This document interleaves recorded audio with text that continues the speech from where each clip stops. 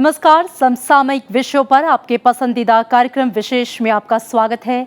मैं हूं आपके साथ अमृता चौरसिया। मानव के विकास के लिए कुछ अधिकार सबको मिलना चाहिए।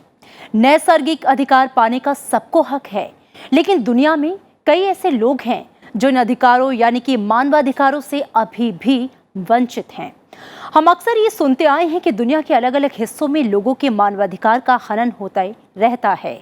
बड़ी संख्या में लोग शरणार्थी जीवन जीने को मजबूर हैं।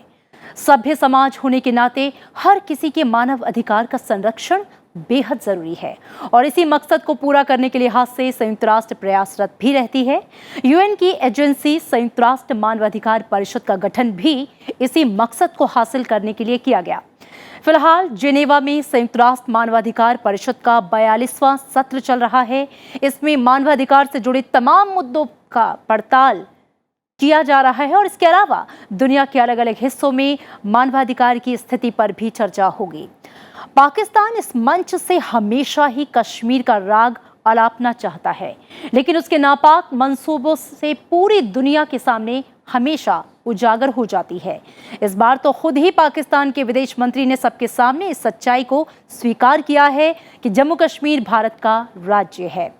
हम इसे भी देखेंगे कि किस तरह मानवाधिकार जैसे पवित्र मामलों का दुरुपयोग राजनीतिक कारणों से किया गया है। एक तरफ ऐसे देश आतंकवादियों का निर्माण कर रहे हैं और फिर दूसरी तरफ उन आतंकवादियों का दुष्परिणाम झेल रहे देशों पर वे मानवाधिकार हनन का आरोप लगाकर आतंकवाद के आरोप की वजह से अपने दामन पर लगे दाग को छिपाने का काम करते हैं। पाकिस्तान एक ऐसा ही देश है जो आतंकवादियों की फैक्ट्री चलाता है और फिर मानवाधिकार की बात करता है।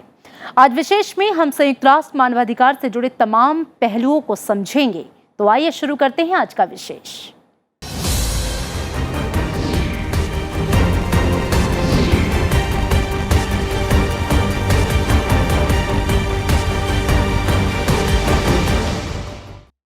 संयुक्त राष्ट्र मानवाधिकार परिषद का नियमित सत्र जेनेवा में चल रहा है।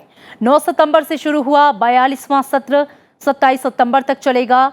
सत्र के दौरान मानवाधिकार से जुड़े तमाम पहलुओं की पड़ताल की जाएगी। इसके अलावा दुनिया के अलग अलग हिस्सों में मानवाधिकार की स्थिति पर भी चर्चा होगी।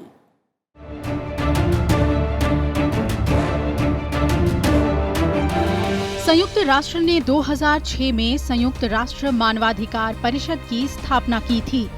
संयुक्त राष्ट्र मानवाधिकार परिषद को संयुक्त राष्ट्र मानवाधिकार आयोग की जगह बनाया गया था। परिषद का मकसद दुनिया में मानवाधिकारों को प्रोत्साहित करना और इस दिशा में काम करना है। इसका मुख्यालय स्विट्जरलैंड के जिनेवा शहर में है। इसके सदस्य हर साल 3 बार फरवरी, जून और सितंबर में मिलते हैं, यानी साल में परिषद के 3 नियमित सत्र होते हैं। संयुक्त राष्ट्र मानवाधिकार परिषद का 42वां सत्र जिनेवा में 9 सितंबर से शुरू हो गया है। परिषद का 42वां सत्र 27 सितंबर तक चलेगा। इसमें अनेक मुद्दे आएंगे। कल एक ओरल अपडेट कहते हैं, मौखिक अपडेट दिया हाई कमिश्नर ने। उसके 3 मुख्य मुद्दे थे उसमें। एक म्यांमार पर था, एक गाज़ा और तीसरा वेनेजुएला। लेकिन उसके साथ साथ इस ओरल अपडेट में हाई कमिश्नर जो होती हैं मिशेल बैशले, वो पूरे विश्व के ह्यूमन राइट्स मानवाधिकार का जो स्थिति है उसका एक सिंहावलोकन करती हैं। और इस दौरान उन्होंने कई विषयों पर अपने विचार रखे, जिसमें कि अंत में उन्होंने हांगकांग के बारे में जिक्र किया। कहा कि वहाँ पे हिंसा नहीं होनी चाहिए और जो वहाँ को जो सरकार है उसे ज़्यादा दमन की नीति नहीं अपनानी चाहिए। 42वें सत्र के एजेंडे पर एक नजर डालते हैं। इस सत्र में संगठनात्मक और प्रक्रियात्मक मामले पर चर्चा होनी है। मानवाधिकारों के लिए संयुक्त राष्ट्र उच्चायुक्त की वार्षिक रिपोर्ट और उच्चायुक्त और महासचिव के कार्यालय की रिपोर्ट भी एजेंडे में शामिल है। हर प्रकार के मानवाधिकारों, नागरिक, राजनीतिक, आर्थिक, सामाजिक और सांस्कृतिक अधिकारों के संवर्धन और संरक्षण पर चर्चा होगी। साथ ही विकास के अधिकार को भी एजेंडे में शामिल किया गया है। ऐसे मानवाधिकार के हालात पर चर्चा होगी जिन पर परिषद को ध्यान देने की जरूरत है। मानवाधिकार से जुड़े निकाय और तंत्र भी एजेंडे का हिस्सा हैं। मानवाधिकार से जुड़े मुद्दों की पड़ताल की जाएगी। फिलिस्तीन और अन्य कब्जे वाले अरब क्षेत्रों में मानवाधिकार की स्थिति को भी शामिल किया गया है। वियना घोषणा और कार्यक्रम को लागू किए जाने की प्रगति पर चर्चा होगी। नस्लवाद, नस्लीय भेदभाव और जेनोफोबिया भी एजेंडे का हिस्सा हैं। इसके साथ ही डरबन घोषणा और कार्यक्रम को लागू किए जाने की प्रगति पर चर्चा होगी। एजेंडे में तकनीकी सहायता और क्षमता निर्माण को भी रखा गया है। एजेंडे में इन विषयों को शामिल करने का मकसद है कि दुनिया भर में मानवाधिकार को लागू करने में सारे देश किस तरह से आगे बढ़ चढ़कर काम कर रहे हैं, साथ ही किन देशों में लोगों के मानवाधिकार के साथ खिलवाड़ किया जा रहा है, इस ओर भी दुनिया का ध्यान खींचा जाएगा। उसमें बहुत सारे थेमेटिक मुद्दे हैं और कंट्री सिचुएशंस भी है, जैसे म्यांमार हुआ, सीरिया हुआ, वेनेजुएला हुआ। उसका अलावा भी अगर कोई राष्ट्र चाहता है कि पर्टिकुलर कोई कंट्री पे हमारा एक इशू लेके आना है, वो कभी भी लेके आ सकता है। पाकिस्तान की हर वक्त परिषद की बैठक में कश्मीर का मुद्दा उठाने की कोशिश रही है। हालांकि भारत की ओर से उसका हमेशा ऐसा जवाब दिया जाता है कि पूरी दुनिया पाकिस्तान के नापाक मंसूबे को समझ जाती है। लगातार मानवाधिकार का रोना रोने वाले पाकिस्तान का राष्ट्रीय मानवाधिकार आयोग इसके शीर्ष पदाधिकारियों का कार्यकाल पूरा होने की वजह से 3 महीने से अधिक समय से निष्क्रिय पड़ा है। पिछले साल अक्टूबर में भारत ने संयुक्त राष्ट्र मानवाधिकार परिषद का चुनाव जीत लिया था। एशिया प्रशांत श्रेणी में भारत को 188 देशों का समर्थन मिला। भारत जनवरी 2019 से 3 साल के लिए इस परिषद का सदस्य होगा। मेरे ख्याल से भारत को तो पाकिस्तान क्या बोल रहा है, क्या नहीं बोल रहा है, उससे कोई चिंता व्यक्त नहीं करना चाहिए। अगर भारत को चिंता है तो फर्स्ट ऑफ ऑल कि आपने जो सिचुएशन क्रिएट किया, मानवाधिकार सिचुएशन जो क्रिएट किया, उससे कैसे ओपिनियन क्रिएट कर रहा है। जैसे यूएन हाई कमिश्नर ने कल कुछ कहा कि कश्मीर में जो लॉकडाउन सिचुएशन है और डिटेंशन है उसके बारे में, तो जितने सारे देश है मेरे ख्याल से कश्मीर का क्या पॉलिटिकल स्थिति से उससे कोई फ़र्क नहीं पड़ता है, लेकिन ग्राउंड सिचुएशन पे फ़र्क पड़ता है। और उसको इस्तेमाल करके अगर चाइना इंडिया के खिलाफ रेजोल्यूशन लेके आने की कोशिश करता है तब ये चिंता का विषय है। मानवाधिकार पर संयुक्त राष्ट्र की 2017 में पेश वार्षिक रिपोर्ट में परिषद ने ऐसे 29 देशों का जिक्र किया जिन्होंने मानवाधिकार कार्यकर्ताओं के खिलाफ कठोर कार्रवाई की। इनमें से 9 देश मानवाधिकार परिषद के सदस्य देश थे। साल 2018 की ह्यूमन राइट्स वॉच रिपोर्ट में वेनेजुएला, रवांडा, चीन जैसे मुल्कों पर मानवाधिकार हनन के आरोप लगाए गए हैं। ये सभी देश भी मानवाधिकार परिषद के सदस्य थे। इजराइल संयुक्त राष्ट्र मानवाधिकार परिषद विषय सूची में बेहद ही अहम विषय रहा है। 2007 में वेस्ट बैंक और गाजा पट्टी में मानवाधिकारों का मामला चर्चा का विषय बना हुआ है। अमेरिका परिषद पर इजराइल के साथ पक्षपात का आरोप लगाता रहा है। इजराइल के खिलाफ भेदभाव का आरोप लगाते हुए अमेरिका ने जून 2018 में संयुक्त राष्ट्र मानवाधिकार परिषद से अलग होने का फैसला किया था। अमेरिका का कहना था कि लंबे समय से मानवाधिकार परिषद मानवाधिकारों का उल्लंघन करने वालों का संरक्षक रहा है और राजनीतिक भेदभाव का गढ़ बना रहा है। हालांकि परिषद की हमेशा से ये कोशिश होती है कि संयुक्त राष्ट्र मानवाधिकार कार्यकर्ताओं के साथ तालमेल बैठाकर अंतर्राष्ट्रीय सहयोग को प्रोत्साहित किया जाए। ये परिषद व्यक्तियों, समूहों, गैर सरकारी संस्थानों की ओर से मिलने वाली शिकायतों पर काम करता है और मानवाधिकार हनन के मामलों की जांच करता है। Bureau report, Rajya Sabha TV. मानवाधिकार की अवधारणा मानव सभ्यता के समान ही प्राचीन है। दरअसल मानवाधिकार से तात्पर्य उन मौलिक अधिकार और स्वतंत्रताओं से है जिनसे पूरी मानव जाति का सरोकार है। अंतर्राष्ट्रीय स्तर पर मानवाधिकारों की स्थापना का पहला दस्तावेज संयुक्त राष्ट्र चार्टर को माना जाता है। मानवाधिकार के महत्व और उसके तहत प्रत्येक नागरिक के अधिकारों की सुरक्षा और उन्हें मजबूत करने के लिए संयुक्त राष्ट्र हमेशा से प्रयासरत रहा है और इसमें संयुक्त राष्ट्र मानवाधिकार परिषद की महत्वपूर्ण भूमिका रही है। आइए जानते हैं संयुक्त राष्ट्र मानवाधिकार परिषद के गठन और उसके काम के बारे में।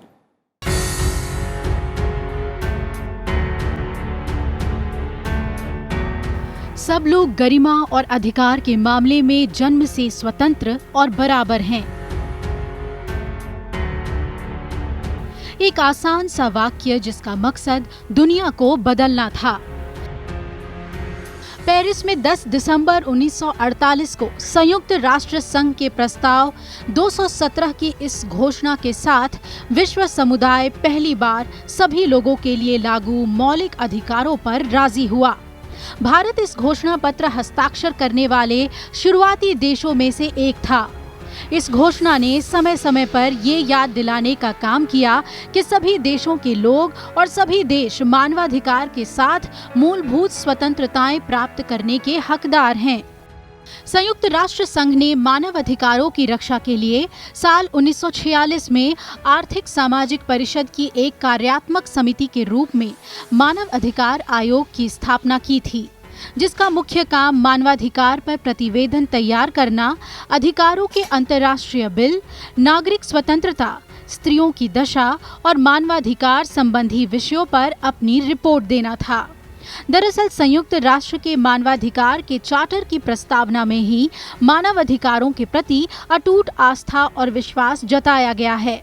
चार्टर के अनुच्छेद 13 में इसके उद्देश्य को स्पष्ट करते हुए कहा गया है कि संयुक्त राष्ट्र संघ का ये लक्ष्य है कि ये मानव अधिकारों और मूल स्वतंत्रताओं को बिना किसी जाति, भाषा, लिंग और धर्म विषयक भेदभाव के प्रोत्साहित करें। लेकिन शीत युद्ध के दौरान बड़े पैमाने पर हुए मानवाधिकारों के उल्लंघन के बाद साल 1993 में वियना घोषणा और प्रोग्राम ऑफ एक्शन को स्वीकार किया गया और दिसंबर 1993 में संयुक्त राष्ट्र महासभा ने मानवाधिकार गतिविधियों के प्रति जिम्मेदारी सुनिश्चित करने के लिए मानवाधिकार उच्चायुक्त का पद सृजित किया।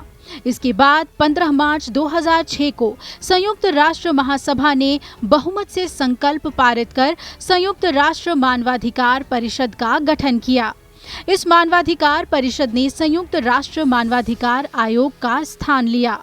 संयुक्त राष्ट्र मानवाधिकार परिषद एक अंतर सरकारी निकाय है जो विश्व भर में मानवाधिकारों की सुरक्षा और संरक्षण को सशक्त बनाने के साथ ही मानवाधिकारों के उल्लंघन की स्थितियों का समाधान करता है। इसकी स्थापना के बाद इसका पहला सत्र 19 जून से 30 जून 2006 तक चला। दुनिया के 47 देश इसके सदस्य हैं, जिन्हें भौगोलिक आधार पर 5 क्षेत्रीय समूहों में बांटा गया है। इनमें 13 सीट अफ्रीकन देश को, 13 सीट एशिया प्रशांत के देशों को, पूर्वी यूरोपियन देशों को 6 सीट, लैटिन अमेरिकी और कैरेबियन देशों को 8 सीट और पश्चिमी यूरोपीय और अन्य देशों को 7 सीटें आवंटित हैं। परिषद मानवाधिकार के उन सभी मुद्दों और स्थितियों पर स्थायी रूप से काम करता है जिन पर लगातार ध्यान दिए जाने की जरूरत है। मानवाधिकार परिषद समय समय पर मानवाधिकार से जुड़ी सभी एजेंसियों और निकायों को अपनी रिपोर्ट देता है ताकि मानवाधिकार उल्लंघन को प्रभावी तरीके से रोका जा सके। मानवाधिकार परिषद जो है वो संयुक्त राष्ट्र की जो जन महासभा है उसने स्थापित किया है इसे। ये जनीवा में स्थित है। इसके 47 सदस्य होते हैं जो चुने जाते हैं 3 साल के लिए और इसका मुख्य काम है कि संसार में जो मानवाधिकार की जो स्थिति है उसका मुआयना करना, उसके बारे में देखना और मानवाधिकार का को प्रोत्साहन देना, उसका संरक्षण करना, उसको प्रोत्साहन देना। दुनिया में कोई भी कोने में कोई भी सिचुएशन में अगर ग्रेव ह्यूमन राइट्स वायलेशन होता है तब कमीशन बहुत तरीके से अपना मत एक्सप्रेस कर सकता है। यूजुअली क्या होता है कि जो ह्यूमन राइट्स काउंसिल है वो एक रेजोल्यूशन अडॉप्ट करता है, लेकिन रेजोल्यूशन के अलावा भी आप देखते हैं कि प्रेसिडेंट ऑफ द काउंसिल वो खुद अपने आप एक स्टेटमेंट दे के उस सिचुएशन को एड्रेस कर सकते हैं। संयुक्त राष्ट्र मानवाधिकार परिषद और कार्य क्षेत्र की बात करें तो ये काफी व्यापक और विस्तृत है।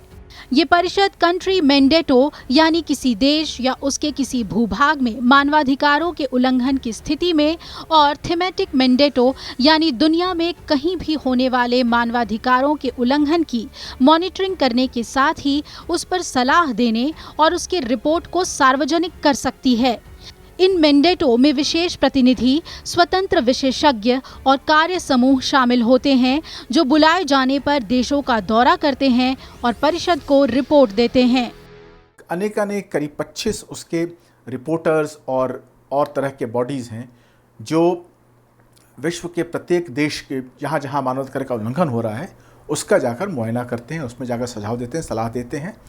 तो ह्यूमन राइट्स काउंसिल का उद्देश्य है कि प्रत्येक देश में जो मानवाधिकार जो स्थिति है उसे मजबूत करने के लिए उस देश की जो सरकार है, उस देश के जो संस्थाएं हैं जो मानवाधिकार के संरक्षण करते हैं उस देश में, जैसे भारत में या किसी भी देश में पुलिस होती है, न्यायपालिका होती है, सिविल सोसाइटी होती है, तो उनको मजबूत करना और उनको इस बात से अवगत कराना कि मानवाधिकार क्या होते हैं और उन्हें किस प्रकार उनका संरक्षण करना चाहिए अपने देश में। और उसके साथ साथ जो देश चाहते हैं कि उन्हें उनके इन संस्थाओं को ट्रेनिंग मिले, उनको ट्रेनिंग भी देती है। UN human rights council actually शुरू हुआ 2006 में, जब यूएन रिफॉर्म हुआ। तो इसका जो चार्टर जो है वो ब्रॉड है और दुनिया का कोई भी ह्यूमन राइट्स सिचुएशन वो एड्रेस कर सकते हैं। तो हिंदुस्तान के अंदर हो, पाकिस्तान का अंदर हो, भूटान का अंदर हो या नेपाल का अंदर हो, जो काउंसिल है, काउंसिल कोई भी सिचुएशन पे एड्रेस कर सकता है, इंक्लूडिंग यूनाइटेड स्टेट्स भी वो एड्रेस करता है। भारत इस संयुक्त राष्ट्र मानवाधिकार परिषद का संस्थापक सदस्य है। भारत हमेशा से इस बात पर जोर देता रहा है कि मानवाधिकारों और मौलिक स्वतंत्रताओं के विकास और संरक्षण का कार्य बातचीत और सहयोग के जरिए ही बेहतर तरीके से हल किया जा सकता है। Bureau report, Rajya Sabha TV. दुनिया भर में मानवाधिकारों को लेकर संयुक्त राष्ट्र मानवाधिकार परिषद ने व्यापक और महत्वपूर्ण काम किए हैं। यूएनएचआरसी की पहल से दुनिया के अलग अलग क्षेत्र में युद्ध झेल रहे नागरिक और विस्थापितों के कल्याण के लिए बड़े कार्यक्रम चलाए जाते हैं। शांति की स्थापना के लिए संस्था के प्रोत्साहन पर बड़े और शक्तिशाली देश भी यूएनएचआरसी के काम में भागीदार बनते हैं। आइए एक नजर डालते हैं इस रिपोर्ट पर। दीजिए इजाजत, नमस्कार।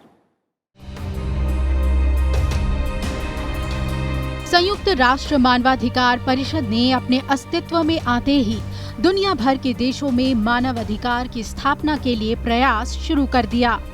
संयुक्त राष्ट्र मानवाधिकार परिषद संयुक्त राष्ट्र मानवाधिकार आयोग की जगह अस्तित्व में आया। 10 दिसंबर 1946 को हुई आर्थिक एवं सामाजिक परिषद की पहली बैठक के अंतर्गत मानवाधिकार संबंधी संयुक्त राष्ट्र आयोग की स्थापना हुई। ये संयुक्त राष्ट्र के प्रथम 2 कार्यकारी आयोगों में से एक था। ये संयुक्त राष्ट्र के चार्टर खासतौर पर अनुच्छेद 68 के अधीन शर्तों के साथ निर्मित इकाई है। ये एजेंसी विकास के 2 विभिन्न चरणों से गुजरा है। पहला चरण 1947 से 1964 अनुपस्थिति के सिद्धांत का काल है। इस काल में इस बात पर जोर दिया गया कि आयोग मानवाधिकार के प्रोत्साहन पर काम करेगा और देशों पर संधियों को लागू करने के लिए दबाव डालेगा। लेकिन इस दौरान आयोग को कई सदस्य राष्ट्रों का सहयोग नहीं मिला। मानवाधिकार काउंसिल जो है ये एक यूएन संस्था है। यूएन कोई वर्ल्ड गवर्नमेंट नहीं है, विश्व सरकार नहीं है।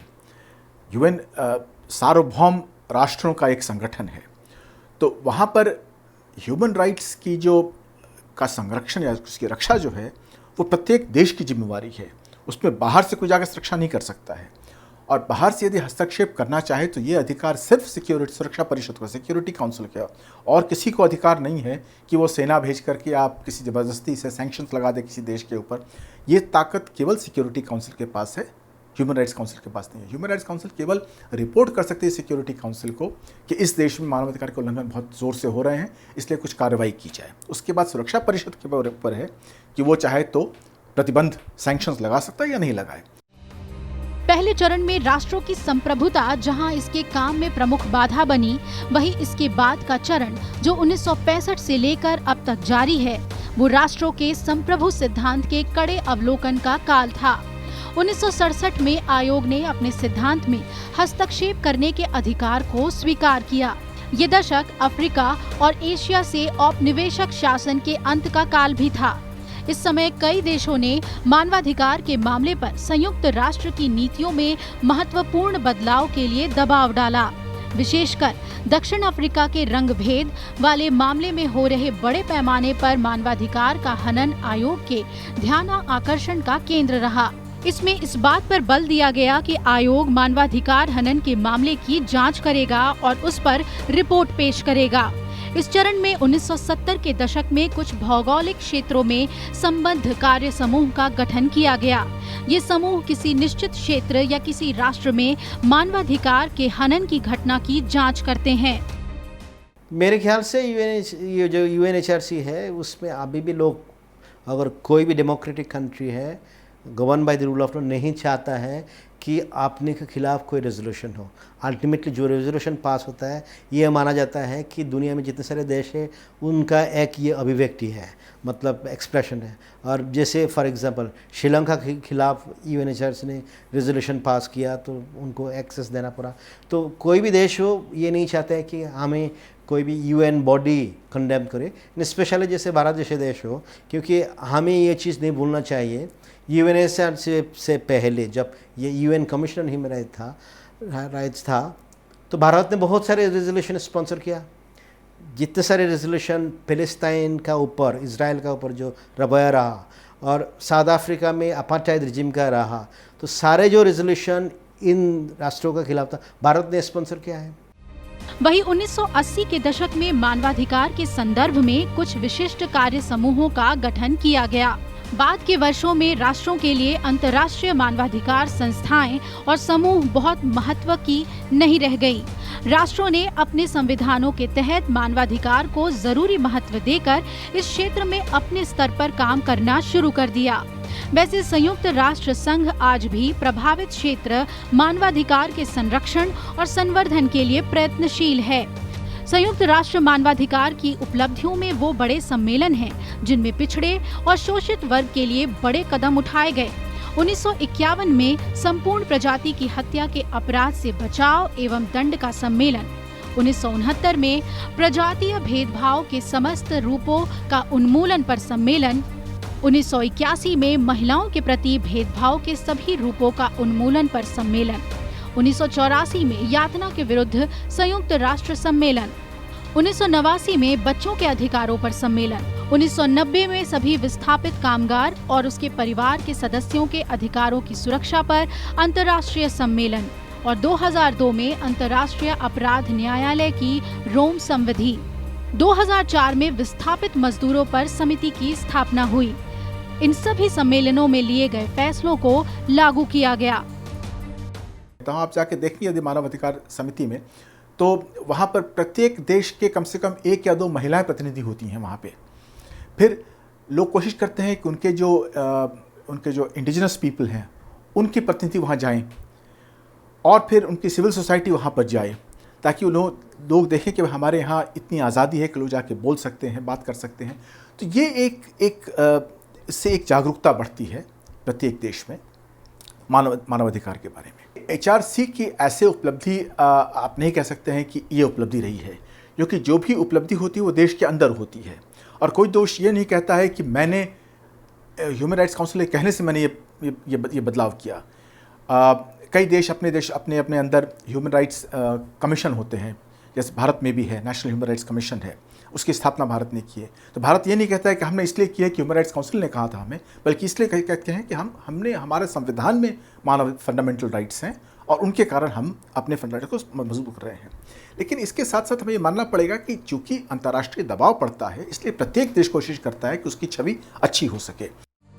1993 में हुए मानवाधिकार संबंधी विश्व सम्मेलन में वियना घोषणा पत्र एवं कार्य योजना को स्वीकार किया गया। मानवाधिकार के संयुक्त राष्ट्र उच्चायुक्त के नेतृत्व में मानवाधिकार के मामले में अध्ययन और अवलोकन करने के लिए संयुक्त राष्ट्र ने ट्रीटी आधारित इकाई की स्थापना की। प्रजाति भेदभाव उन्मूलन समिति प्रजातीय भेदभाव का अवलोकन करती है और विभिन्न देशों की भूमिका की निरंतर समीक्षा करती है। हाल में 2 नई पहल भी की गई। अशक्त व्यक्तियों के अधिकार संबंधी कन्वेंशन और इनके वैकल्पिक प्रोटोकॉल जो हस्ताक्षर के लिए 30 मार्च 2007 से खुला है। 81 देश और यूरोपियन परिषद ने इस कन्वेंशन पर हस्ताक्षर किए और 42 देशों ने वैकल्पिक प्रोटोकॉल पर हस्ताक्षर किए। इसके अलावा जबरन विलुप्त कराए जा रहे मानव समूहों की सुरक्षा के लिए अंतर्राष्ट्रीय कन्वेंशन दूसरी पहल है। संयुक्त राष्ट्र मानवाधिकार परिषद की कोशिशों में भारत ने हमेशा सहयोग किया है और मानवाधिकार के संधियों का पालन किया है। Bureau report, Rajya Sabha TV.